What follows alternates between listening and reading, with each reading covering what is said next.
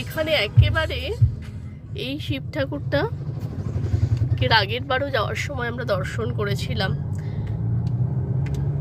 বেশ মন ভালো হয়ে যায়, বেশ বড় কিন্তু শিব ঠাকুরটা। আর রাস্তাটা কিন্তু এই যে বারবার বলবো যে রাস্তাটা বেশ ভালো, কিন্তু দেখতেই পাচ্ছ রোড কন্ডিশন হিসেবে এসে ভীষণ ভালো। কিন্তু রাস্তাটা তো হাইওয়ে নয়, হাইওয়ে না হলেও তাহলেও বলবো যে রাস্তাটা বেশ ছোট।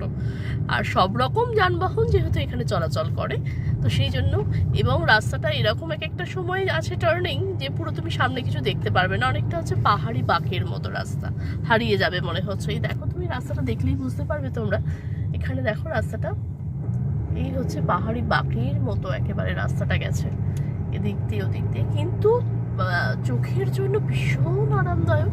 আমরা যদিও জানি বারুইপুরে সবুজের সমারোহ সর্ব সময় থাকে, আর এখন যেহেতু বর্ষার সিজন, যদিও সে অর্থে বর্ষা অবশ্য এখনো পর্যন্ত আমরা দেখিনি, যাই হোক তবুও সেই জন্য আরো বেশ সবুজ হয়ে আছে একেবারে।